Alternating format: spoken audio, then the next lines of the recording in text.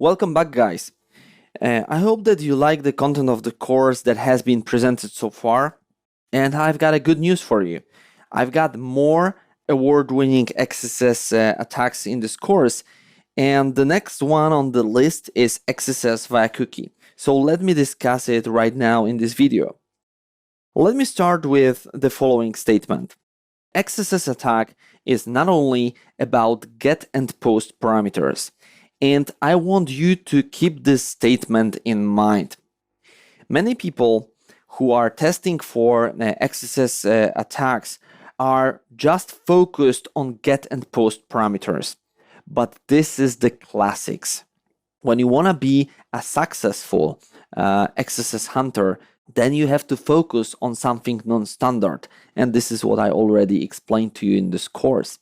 Because when you focus on something non-standard, then you can go to the next level and then you can get your 4-digit reward for your XSS. And this is what I want you to be able to do, right? This is how it works.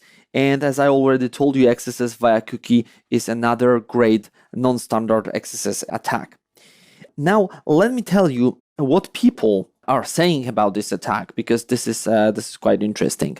And many people claim that XSS via cookie is not remotely exploitable, but the good news is that these people are wrong. This is not true.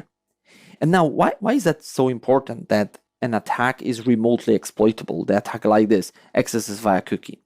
This is very, very important to be able to prove that your attack is remotely exploitable. And now I'm going to tell you why.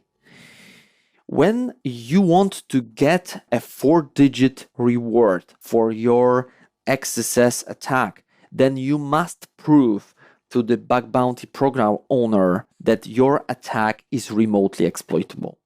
If you cannot do it, then you will not get any reward. This is how it works, right? So the difference here is very significant.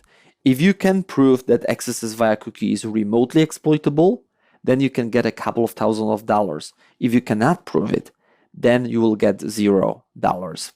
So it's really worth to know how to launch this attack remotely, right? And this is exactly what I'm going to present in this course. But the reality is like this. A lot of people are not aware of launching XSS via cookie remotely, and this is an opportunity for you, right? This is the reason why I'm presenting this bug for you. Okay, so let's go to our story.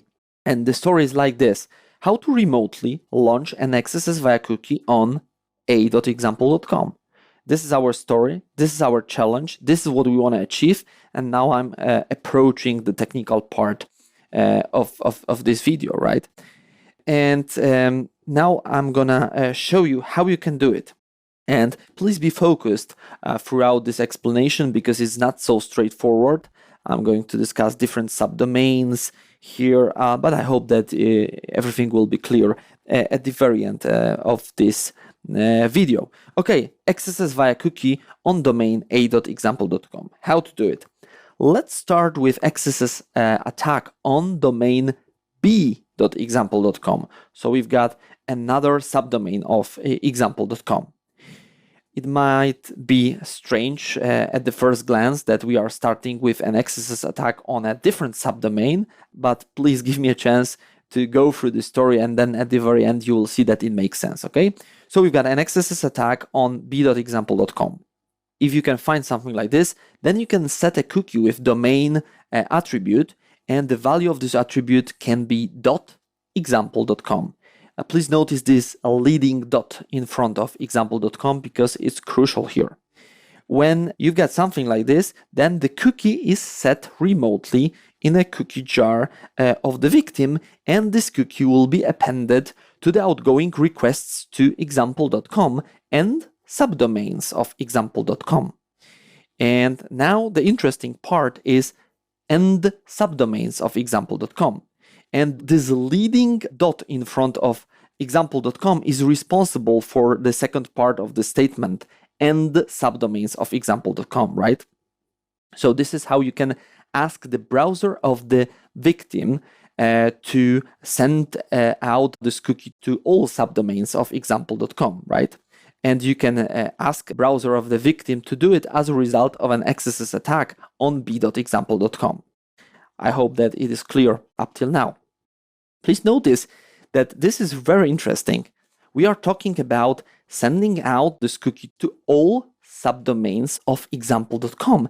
And one of these subdomains is a.example.com, right? So what we've got right now is something like this. XSS via cookie will be triggered when domain a.example.com is visited by the user. And this is it. And this is how we can launch XSS via cookie remotely on domain a.example.com.